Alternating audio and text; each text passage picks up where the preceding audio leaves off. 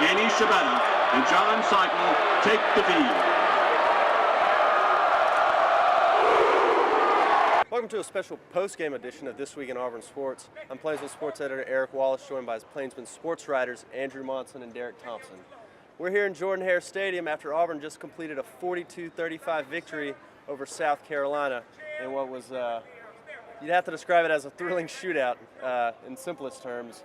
It was back and forth throughout, and I mean, Derek, we saw the best of Auburn's offense today, didn't we?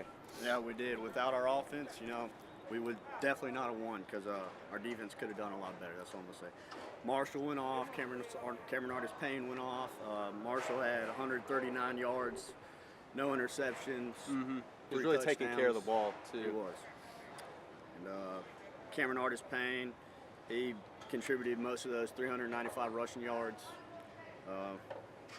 551 total yards offense. They were talking about it after the game, how it really seemed like Nick Marshall and Cameron Artis-Payne were getting into a kind of a late 2013 groove with the zone read.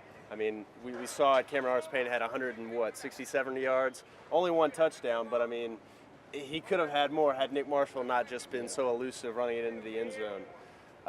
It wasn't all positive, obviously not when you give up 35 points. His play calling was all over the place and bringing out all the tricks. Yeah, absolutely, with all the fourth down conversions. But Andrew, I think we saw the Auburn secondary struggle a little bit today.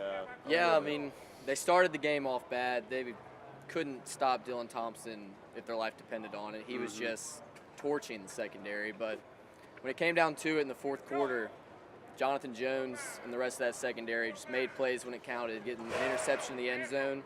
Absolutely. With about 13 minutes left, and then getting another one on the last play of the game. I mean, without those two plays, especially that first interception, we might have seen Auburn go down even more to the wire, possibly even to overtime or lose the game.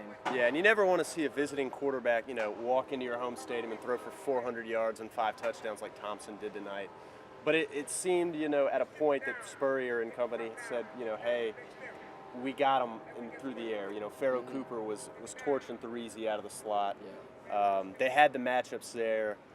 But in the end, Auburn's defense was able to step up. We saw them finally get a fourth down stop, the first and only one at a crucial moment in the end of the game. And, it wasn't the prettiest performance from the defense, but we've seen time and time again that they just find a way to win at the end of the game. So. I mean, they make plays when it counts. Casanova coming up with a big pick on the second drive of the game.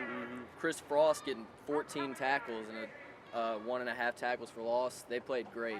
Absolutely. I think one of the players who may get overlooked a little bit with all the hype with Marshall and Artis-Payne having such a huge game, but Ricardo Lewis, a wide receiver, had a 100-yard rushing game. Most of that was on that 75-yard sprint to the end zone.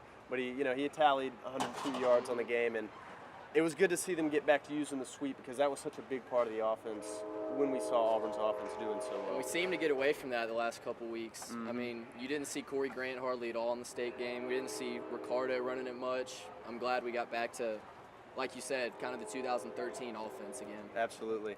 And just to wrap it up on the offensive side, we definitely got a lot more of Rock Thomas today, and he's just an explosive runner. And I personally can't wait to see what he brings to the table for Auburn moving forward.